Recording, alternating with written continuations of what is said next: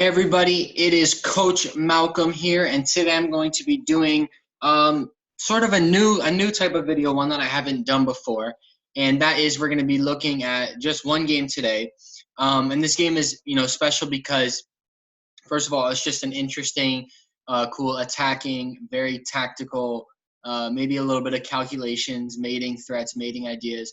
A cool game in that sense, but it's also a cool game in the sense that if you look right over here where my mouse is, the game was played in 1755, which is obviously a long time ago. So when I saw this game, I was surprised to see that not much was different about, the game of chess. There's one main thing in this game that's going to be a little different, a little bit of a rule change that was different in 1755 that I'll explain when we get to it. But for the most part, this is going to look like a pretty regular game of chess, and it's really cool. It's a tactical game. So we're going to be analyzing, for the most part, from the black pieces, but of course, in every chess game, of course, you're analyzing, your own pieces. You're thinking about your moves, but you're also thinking about your opponent's ideas, your opponent's threats, and then your opponent's weaknesses and how you can take advantage of that. So we're going to be thinking about ideas for white and black, just with an emphasis on winning the game for black in this case. So let's get started. E4,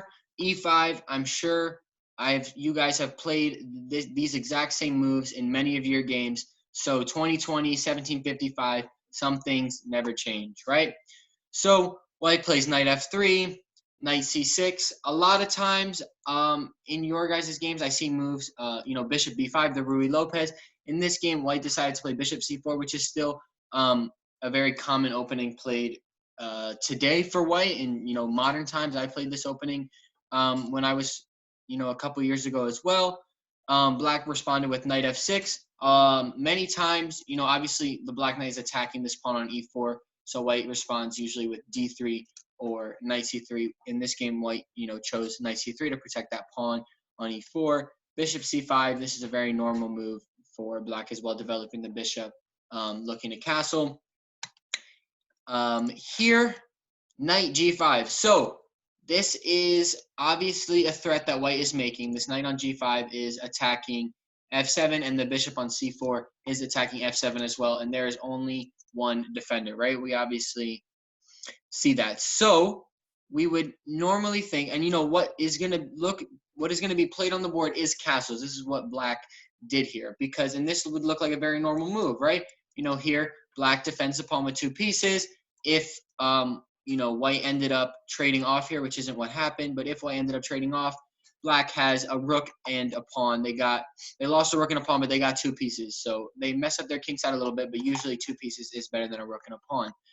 But what actually happened here is our rule change that we're going to look at. So in 1755, there was something you see over here called free castling, okay? And free castling meant, let me get rid of my arrows, give me 1 second. Free castling meant that when the king castled with his rook, it wasn't always. You could castle the same way and place your king on g8 and your rook on f8. But as long as your king and rook switch positions in between h8 and e8, so they had to swap sides. The king had to end up on the left and the rook had to end up on the right. They could choose any squares. So this king could end up on h8 and the rook could be on g8. The king can end up on f8 and the rook could be on e8. The king could go to h8 and the rook could be on g8. The king could go to g8, the rook could be on e8. There's a whole combination of different forms. So in this game, what happened is I'm going to give white a null move, because what black really played is they castled like this. They moved their king from e8 to h8, and their rook slid over to f8. And that was a legal way for black to castle in 1755. So that is the one thing that I was really excited about looking at this game, because it's sort of, I think it's interesting to see how chess has evolved over the years. So obviously, the main thing we're noticing about this is now there's only one defender and two attackers. So white thought that they could get away with taking on f7. So white played knight takes f7, and black took back. And now this is very confusing, but we'll see why in a second. After bishop takes f7, here black plays queen f8. And obviously, the queen is attacking this bishop on f7, but black is taking advantage of having a more developed position and a castled king without the rook, but a castled king while white's king is out on the board. So you'll see black has two knights, a bishop, a queen out, while white only has 2 pieces and their king in the center of the board. So once this bishop moves away, this queen is eyeing down f2. Obviously, the knight is in the way, but this is all about white making threats, attacking that exposed white king with the developing pieces. And if this knight ends up going to g4, which it can't right now, then the knight will be attacking f2 as well. So here, black plays the sacrifice. Bishop takes f2. Sorry, to attack this white king, open up the center, because black does not want white to have the opportunity to castle. Who knows how white would have castled? Maybe they would have done something very funky, putting their king on f1 and their rook on e1. But I would like to think they'd castle like this to guard f2 and to have a much better protected position. So black sacrifices on f2. And a question I have here, feel free to pause your video if you need that extra time. Why does white not play king takes f2 here? How does black win? I believe it's checkmate in 4 for black here. Take a second or two, see if you can calculate it, or see if you can calculate at least the beginning forcing moves to this variation.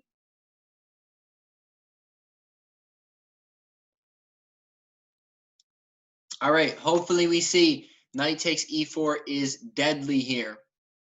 If white plays king to e3, the queen is going to come into the position, queen f4. If the king goes back to e2, queen f2 check, his only square is d3, and knight c5, like the red arrow points out, is checkmate. The knight attacks the king.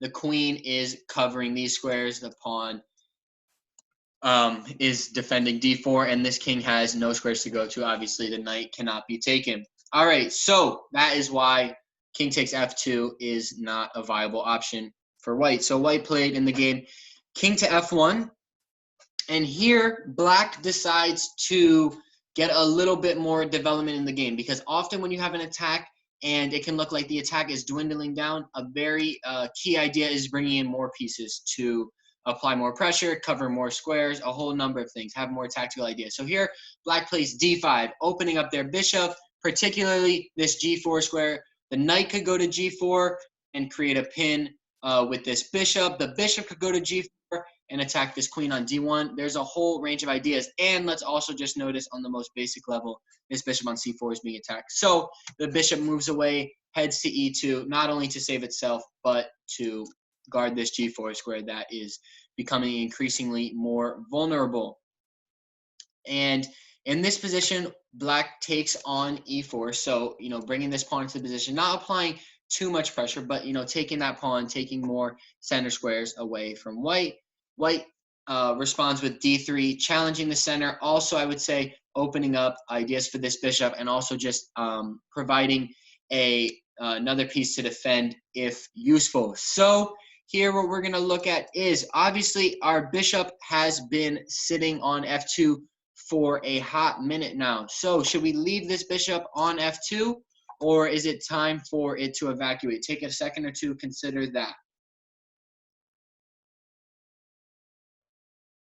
All right, so it is indeed time to get this bishop out of the way. Not only to open up ideas with discovered checks with this knight once the bishop is out of the line of sight, but also because now white has a lot more defense on their position, and knight takes e4 isn't even an option anymore because the pawn is on the square. So our whole idea, if you remember just a couple moves ago, king takes f2, that checkmate would likely not work as well. So here black decided to play bishop to h4. The king moves to g1, like I was saying, to get out of the way of this deadly pin. King g1 is not necessarily the greatest move here, though, because it is really trapping this king in. And of the rook too, but not just because now the rook isn't a defender at all in the position, and f2 still is a very, very vulnerable square. So take a second here. This is not a super difficult move to find. How can we include this queen, the most powerful piece on the board, in this attack? This is a very forcing move-oriented game, so about making moves like checks, captures that white has to respond to. All right, hopefully we saw queen c5, obviously giving this king a check, attacking f2 yet again. Here, white responds with d4, which is pretty much their only option if this white king goes to f1, we obviously have checkmate in 1. So pawn to d4. And how should black take back here? We have 3 options, right? Pawn takes, queen takes, knight takes. Which option do you believe makes the most sense?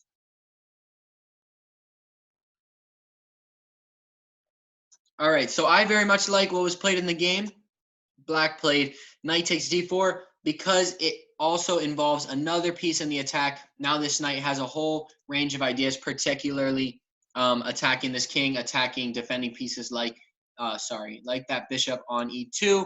And also we're setting up another idea for a discovered pin. If we attack with the pawn, if we capture with the pawn, it keeps this knight out, of course, and it is blocking the queen. And yes, we have discovered checks like d3, but our discovered checks with our knight are much more powerful, especially because we have ideas like knight f3, knight takes e2, which is a double check.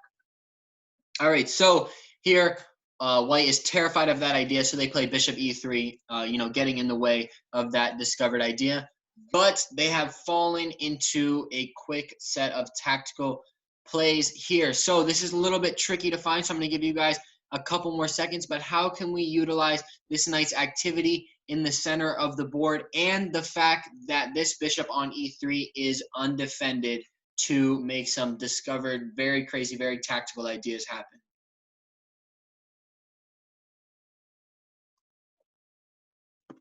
All right, hopefully we see super cool move, knight f3 check.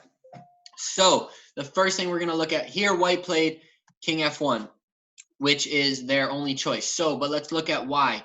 So if pawn takes f3, take a second or two. Hopefully we can see the red arrow, but take a second or two, see if you can find the forced checkmate in 2 moves for black here. All right, hopefully we see queen takes e3. If king goes to f1, queen f2 is checkmate. Or bishop h3, that's pretty. And if king g2, then queen f2 is checkmate as well. This bishop is nicely guarding, h3. And then if bishop takes, something very similar will happen. Take a second or two. You should probably know it already, though. It's pretty similar, right? Queen takes e3, king f1, queen f2, checkmate. All right, so, and obviously, the white king cannot go to f2, so his only choice is to go king f1, and now our work has paid off. Queen takes e3. Like I said, that bishop is hanging on e3. We're again threatening queen takes f2, so if pawn takes f3, they think they can get a free piece. They've been too greedy. That is our checkmate. So here, white tried almost a last try. Queen d8 check. Obviously, we're just going to guard safely. Knight to g8.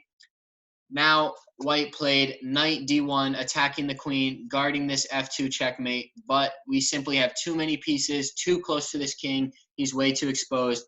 Find a very, very cool checkmate in 2 combination for black here that ends the game.